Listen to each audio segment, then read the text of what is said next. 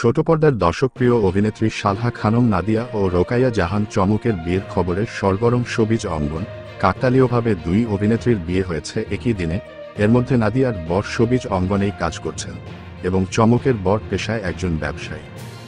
দুই সহকর্মীর বিয়ের খবরে শোবিজ তারকারা যখন অভিনন্দনে ভরিয়ে দিচ্ছেন, ঠিক তখন এলো ছোট পর্দার আরেক অভিনেত্রী আইরিন আফরোজের বিয়ের খবর। যদিও তিনি বিয়ে করেছেন গেল বছরের ডিসেম্বরে, দুই পরিবারের উপস্থিতিতে ঘরোয়া আয়োজনেই বিয়ে হয়েছে।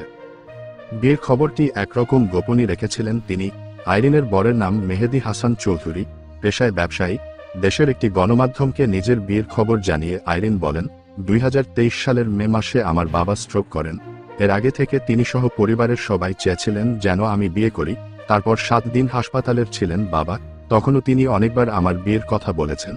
বাবার মৃত্যুর পর সে সময়ই সিদ্ধান্ত নিই সে বছরই বিয়ে করব।